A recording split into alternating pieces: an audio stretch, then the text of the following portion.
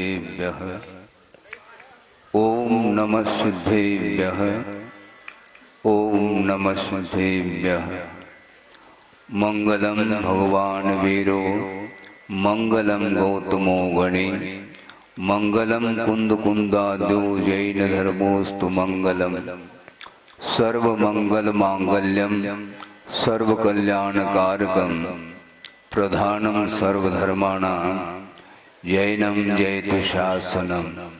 अहिंसा परमो धर्म की महावीर भगवान की प्रातः स्मरणी परम पूजाचार्य गुरुवर श्री विद्यासागर जी मुनि महाराज की जय। पर्व के 2 दिन व्यतीत हुए हैं। प्रवचन की अपेक्षा से कह रहा हूँ क्योंकि धर्म की आराधना समय से बंद करके नहीं करना चाहिए, बल्कि प्रति समय धर्म की आराधना करने के लिए यह अवसर प्राप्त है।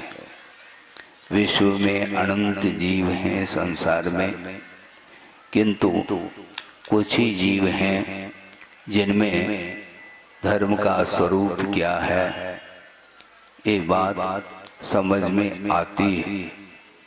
और मन जिसे प्राप्त है, पर्याप्त शोषम ज्ञान का जिसे प्राप्त है, उसका कर्तव्य होता है। कर्तव्य क्या है, इसको कर्तव्य नहीं मानता हूँ। जो व्यक्ति भगवान बनने की इच्छा रखता है, कर्मों से अपने आत्मा को ऊपर उठाना चाहता है, या यूं कहना चाहिए कि स्वतंत्रता का अनुभव करना चाहता है, स्वाधीनता का अनुभव करना चाहता है, उसे प्रतिपल हृदय से धर्म की आराधना करनी चाहिए। और आज यह आर्यो धर्म का प्रसंग आपके सामने आया है। कुंद कुंद स्वामी आर्यो धर्म किसको बोलते हैं, इसको स्पष्ट कर रहे हैं। मोतून कुटिल भावम निम्मल हृदयेन चरदिजो समणो अजव धम्मम तय्यो तत्सदु संभवति नियमेन।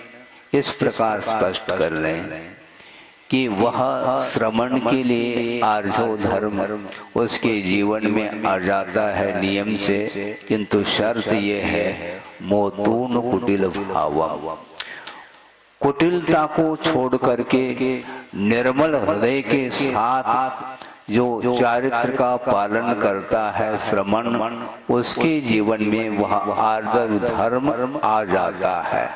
आर्जव धर्म कहीं बाहर से नहीं आता, सरलता का नाम ही आर्जव धर्म है। बात ये आती है, बार बार मन में ये विकल्प उत्पन्न होता है कि संसारी प्राणी तो कुटिलता का अनुभव करता है प्रति समय, किंतु श्रवण के अंदर भी कुटिल भाव आ सकता है क्या? यदि नहीं आता है तो मोतून कुटिल भावम इस प्रकार कहने की क्या आवश्यकता पड़ती? बिल्कुल ठीक है। इसलिए क्योंकि अतीत में जिसने जिनलिंग को अनंत बार अंगीकार किया है, इसके बावजूद भी वह आर्जव धर्म से वंचित है। इसका कारण ही है कि उसके अंदर कुटिलाई समाप्त नहीं हुई। कुटिलता से अपने आप को उसने दूर नहीं कर पाया है, इसलिए निर्मल हृदय न कह रहे हैं। निर्मल हृदय के साथ जो आचरण करता है, संयम का पालन करता है, चारित्र का पालन करता है, उसके जीवन में ही वह आर्जव धर्म आता है, ऐसा कहा है। श्रवण के भी कान खुल जाते हैं, बिल्कुल ठीक कहा। अब देखो, जब श्रवण के लिए इतना कहा जा रहा है तो श्रावक की क्या बात है? बहुत कठिन है ये। साम्य भाव के बिना कुटिलता संभव नहीं वो अभाव को प्राप्त हो जाए। और कुटिलता आती क्यों है इसको हमें और समझना है, क्योंकि जिसके हृदय में लोभ पलता रहता है, क्या कह रहा हूं, जिसके हृदय में आसक्ति बैठी हुई है वही व्यक्ति वह कुटिलाई का आश्रय लेता है। कुटिलता का आलंबन वही व्यक्ति लेता है जिसके अंदर लोभ लालच है। और यह माया का आलंबन तब लेता है जब वह डायरेक्ट कोई वस्तु नहीं मिलती है तो वह इस प्रकार षड्यंत्र रच लेता है। सामने वाला व्यक्ति यदि निर्बल है तो क्रोध के माध्यम से इसको परास्त करने का भाव रखता है, और मान लो क्रोध के माध्यम से भी वह सामने वाला व्यक्ति परास्त नहीं हो पाता है तो षड्यंत्र का आलम्बन लेता है। उसके माध्यम से ही उस वस्तु को वह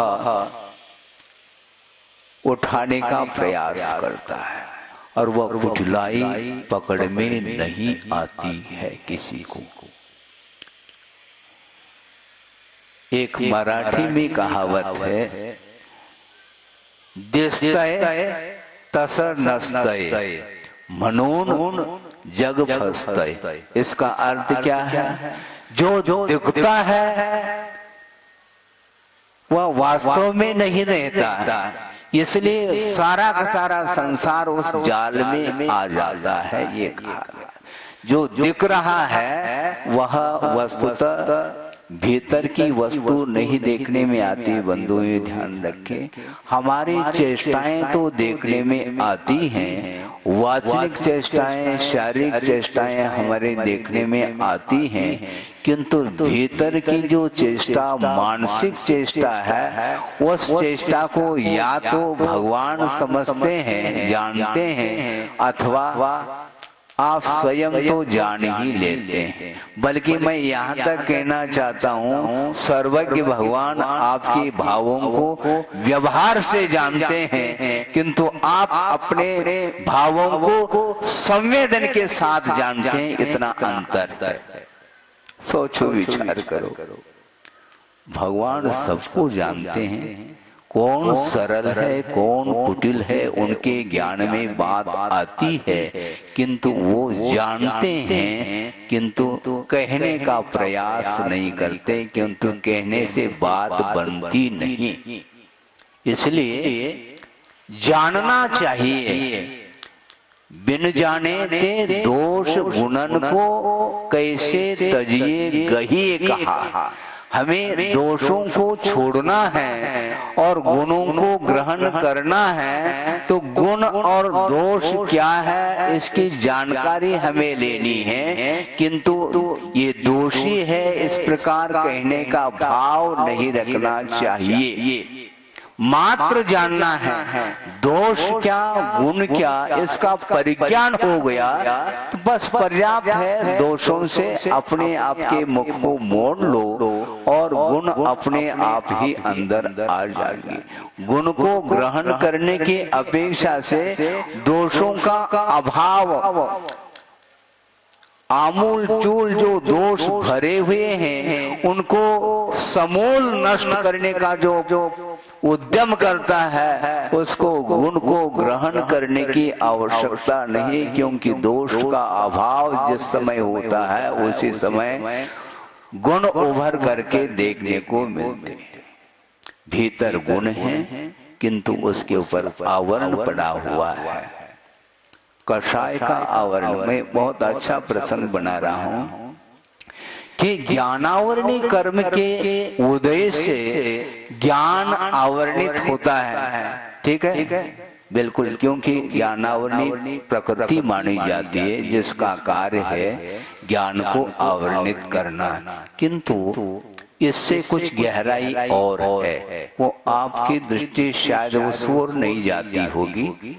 हम ध्यान दिलाना चाहते हैं, मात्र ज्ञानावरणी कर्म के उदय से ही ज्ञान आवरणित नहीं है, इसलिए ज्ञानावरणी कर्म का क्षोभम होने के उपरांत भी उसके ऊपर, उस ज्ञान के ऊपर अभी भी आवरण पड़ा हुआ है, मोह का आवरण। मोहेन संवृतम ज्ञानम स्वभावम लभते नहीं, मत्तः पुमान पदार्थानाम यथा मदन को द्रवई। ऐसा पूज्य स्वामी ने इष्टोपदेश की कार्य। मोहेन समृतम ज्ञान, ज्ञान मात्र ज्ञानावरणी कर्म से आवरणित है वो तो है ही, किंतु पुरुषार्थ के माध्यम से ज्ञानावरणी कर्म का क्षोभम होने के उपरांत भी, क्योंकि आपका मन यदि एकाग्र हो जाता है तो उस समय आपका ज्ञानावरणी कर्म का क्षोभम हो जाता है, किंतु इतनी एकाग्रता से काम नहीं चलने वाला, क्योंकि ज्ञानावरणी कर्म का क्षोभम होने के उपरांत अंगों का ज्ञान हो जाता है, पूर्व का भी वह ज्ञान कर लेता है, इसके उपरांत भी स्वभाव लभते नहीं, अपने स्वभाव को प्राप्त नहीं कर सकता वो। क्यों? मोह का आवरण पड़ा हुआ है। इस मोह के आवरण को ही निकालने के लिए 10 दिन आपके सामने आए हैं व्यवहार से। वैसे प्रतिपल प्रति समय आर्जव धर्म की उपासना करने की आवश्यकता है, क्योंकि मोतून कुटिल भावम कह रहे कुंद कुंद स्वामी। किसके लिए? श्रवण के लिए कह रहे हैं। तो आपको क्या बनना है? महाराज हमें तो मोक्ष को प्राप्त करना है, बिना श्रवण बने। कल परसों भी हमने बात की थी कि भक्त बने बिना भगवान हम बन नहीं सकते, इसलिए आप भक्त बनिए। और भक्त श्रावक भी भक्त होता है भगवान का, और श्रवण भी भगवान का ही भक्त होता है, आराधक होता है। आप भी आराधक हैं, आप भी आराध की आराधना कर रहे हैं, और श्रवण लोग भी आराध की आराधना करते हैं, किंतु कुंद कुंद स्वामी हमें अलर्ट कर रहे हैं, सावधान कर रहे हैं। देखो अतीत में अनंत बार जिनलिंग को अंगीकार किया। जिनलिंग का अर्थ ये होता है इस दिगंबरत्व को जिनेंद्र भगवान ने अंगीकार किया था, और इस लिंग के माध्यम से ही मोह को समाप्त किया था, दग्ध किया था। ऐसी स्थिति में तुम्हें भी जिनलिंग को अंगीकार करना चाहिए, किंतु जिनेंद्र भगवान का जो लिंग है वह एकमात्र बाहरी लिंग ही नहीं, किंतु बाहरी लिंग तो भीतरी जो भावलिंग है उसका एकमात्र आधार है, ऐसा सा। और अनंत बार इस जिनलिंग को आधार के रूप में स्वीकार करने के बाद भी निम्मल हृदयेन आचरते, इस प्रकार आचरण नहीं किया गया। कर्म सिद्धांत में भी ये बात पढ़ने को मिलती है कि 32 बार अधिकतम 32 बार संयम को अंगीकार कर लेता है और वह मुक्त हो जाता है। अब सोचिए, जब अनंत बार अंगीकार कर लिया जिनलिंग को, अभी तक मुक्ति नहीं मिली, इसका अर्थ स्पष्ट है कि वह द्रव्य से ही अंगीकार किया है, भाव से अंगीकार नहीं किया। इसीलिए वह मोहनी कर्म हिलता नहीं, बाहर से जड़ मूल से ही कटा हुआ है, और ऊपर से वृक्ष का सिंचन हम जल से कर ले अथवा घृत से कर ले, उससे कोई भी प्रयोजन सिद्ध नहीं होने वाला है। प्रयोजन यदि सिद्ध होता है तो हृदय से, यदि हम चारित्र का पालन करते हैं, एकमात्र उद्देश्य कर्म क्षय के उद्देश्य को लेकर के यदि मान लो हम आचरण करते हैं महाव्रत का, तो निश्चित रूप से उसके लिए अधिक समय की आवश्यकता नहीं, अंतर मुहूर्त के भीतर ही सारा वह कर्म समाप्त हो सकता, भस्म हो सकता है। सकता क्यों कह रहे महाराज? क्योंकि हृदय से कर नहीं रहा ना, ये तो समस्या खड़ी हुई। आप सोचिए, मतलब अतीत में इसने अनंत बार किया है, ऐसा शास्त्र का उल्लेख है। तो किया है तो किस उद्देश्य को लेकर के किया है?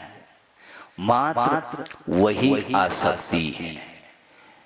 जिस वस्तु का विमोचन उसने किया है उसी वस्तु की उपलब्धि के लिए वह कर रहा है, इसका अर्थ है वह छोड़ना नहीं है। इसलिए दिस्तय तस नस्तय कह रहे हैं, जो देखने में आ रहा है वह भीतर वह वस्तु तो नहीं रहती है, इसलिए उससे आकर्षित होकर के संसारी प्राणी जाल में आ जाता है। ये कुटिलता देखने में नहीं आती, वचनों में कुटिलता नहीं है, वचन तो प्रिय दिख रहे हैं, किंतु हृदय में क्या है? हृदय हालाहलम विषम कहा, धारयन अमृतम वाची, हृदय हालाहलम विषम ऐसा कहा। आगम में आप पढ़ लो बार बार तो समझ में बात आती है। धारयन्ति अमृतम वाची, यानी वचनों में अमृत को धारण कर रहा है, मीठे मीठे वचन बोल करके और बार बार चरण स्पर्श करके वह करना क्या चाहता है वह स्वयं जानता है अथवा भगवान जानते हैं। भीतर का वह कौटिल्य भाव, वक्रता वह पकड़ में नहीं आती है। इसलिए आचार्य कहते हैं हमें वक्रता अब ठीक नहीं है। मृदुता जिसके अंदर आ गई अब उसके अंदर वक्रता संभव नहीं है। लोहे को तपाया जाता है उसको आकार देने के लिए, मोड़ने के लिए हैं? तो उसको तपाते हैं। जब लाल सुर्ख होता है उसके ऊपर घन का प्रहार करते हैं, तब जा करके वह सरलता को, जो कुटिलता थी और उसमें सरलता आती है। ये है कुटिल भाव को निकालने के लिए पहले तपाने की आवश्यकता है। वह लोह की सलाई है, किंतु वह सलाई सीधी नहीं है, टेढ़ी है तो उसको सरल बनाना है, तो तपाने की आवश्यकता है। इस कार्यक्रम के पुण्यार्जक हैं स्वर्गीय श्री सवाईलाल जैन जी की 17वीं पुण्य स्मृति पर श्रीमती चिंतामणि सवाईलाल जैन परिवार, कन्नौज, मुंबई।